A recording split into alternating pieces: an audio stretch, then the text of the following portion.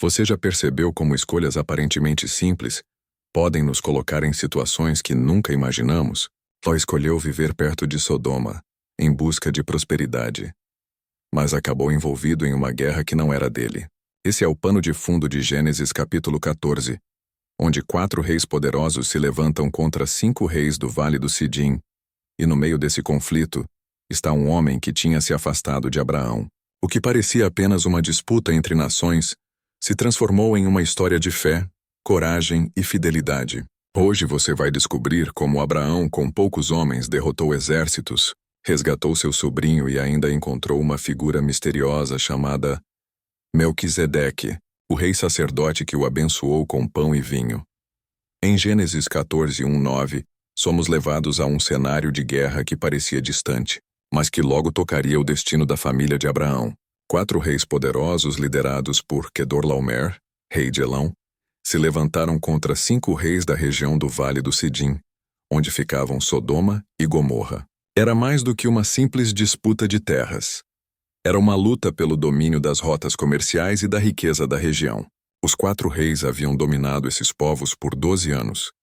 E quando os 5 reis se rebelaram, a batalha se tornou inevitável. O texto bíblico descreve a coalizão de exércitos que se enfrentaram no vale cheio de poços de betume. Um terreno traiçoeiro.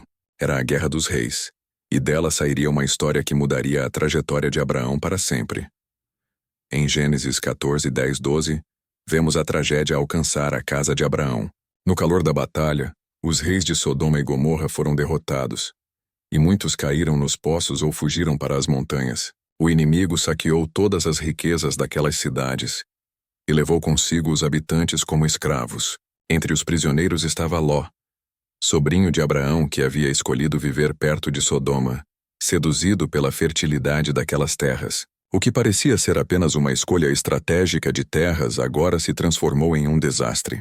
Ló perdeu sua liberdade, seus bens e sua segurança, tornando-se refém em meio à guerra.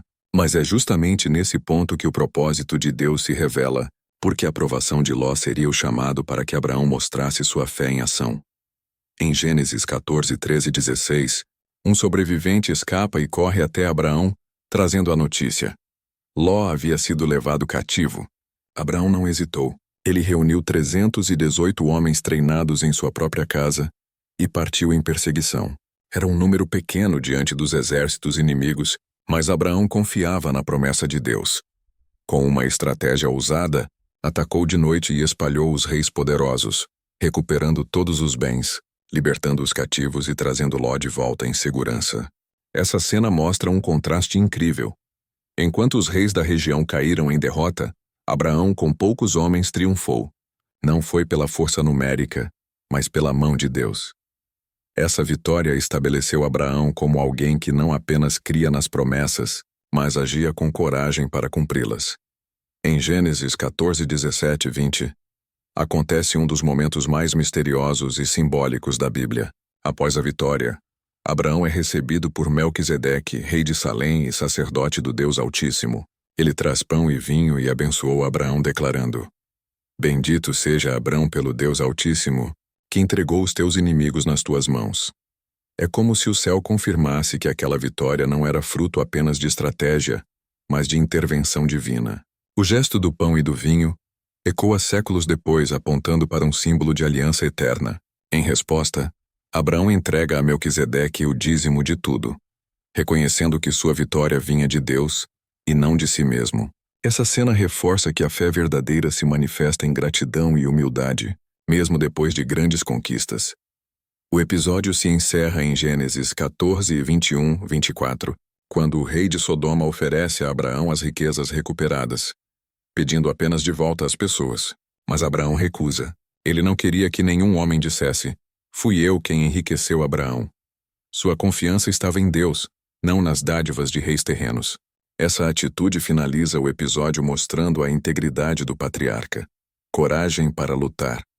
Fé para confiar e humildade para recusar a glória que não vinha de Deus.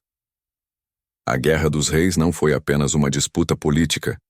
Foi um palco para que a fé de Abraão brilhasse diante das nações, mostrando que aquele homem caminhava com o Deus Altíssimo, que guarda livra e sustenta seu povo em todas as batalhas.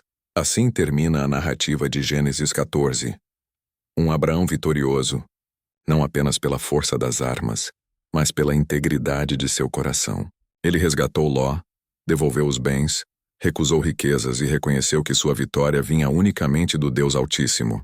Essa história nos lembra que fé verdadeira não é apenas acreditar, mas agir com coragem, gratidão e retidão, mesmo diante de propostas tentadoras. E essa é apenas uma parte da jornada, porque no próximo episódio veremos algo ainda mais profundo.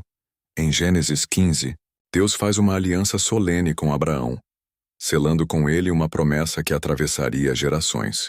Então não perca o próximo capítulo dessa série, porque você vai descobrir como Deus transforma promessas em alianças eternas.